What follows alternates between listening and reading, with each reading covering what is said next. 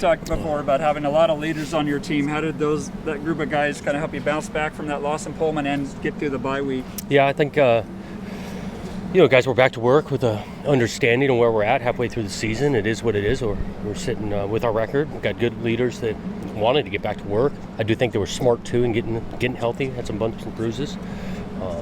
Felt like this week of practice was solid. With some urgency to get back to game speed. You take a week off and not playing.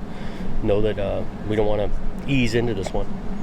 So you've been in the Pac-12 for a while, and you've seen Kyle Whittingham and that defense plenty of times over your time here. So what makes them so good, and how have you learned to attack them over the years? Yeah, what makes them good is that they're physical, they're sound. You don't get a lot of freebies. There's not a lot of coverage bust here, or a guy out of his gap here.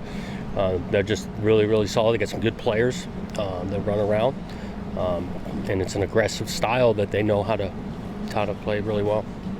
Last year's game against Utah came down to the wire. We got that kind of first glimpse of Chance Nolan. What have you seen from him, I guess, from then to now? Obviously, he's improved vastly, but what is, I think, the number one thing that stands out? I think it's a greater understanding of what we're doing offensively compared to that game tape from a year ago. The guy's much more comfortable in the scheme at the line of scrimmage, and so that stands out. You mentioned Monday, Whittingham and that program developing, its identity. How do you feel like with your program? Do you feel like you're making progress there? Yeah, I think we've got identities on really both sides of the ball. What we want to do on special teams, the type of guy we're trying to recruit here that fits Corvallis, can play at a really high level, and that takes some time to establish. And obviously, Kyle's been there longer, done it at a really high level, and continues to do it.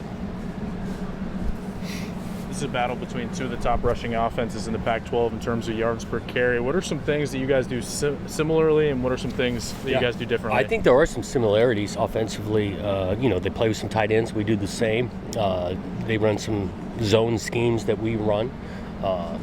And so there are some similarities that way. And they have been doing it at a good track. They got some good backs. They play more than one, similar to us. So it'll be a good battle. After the loss to Wazoo, Anjay just seemed so defeated in that post-game interview. I'm sure the entire locker room was. How did they channel that defeat and just those feelings of maybe anger, sadness from the result, and channel it into this next week of preparation? Yeah, I mean, if it adds to their motivation, I think that's great. We definitely look at it the day after, and you got to go learn. Win, lose, you got to learn from game tape, and these guys did that approach, and you bounce back, and you got another opportunity, and they're looking forward to it.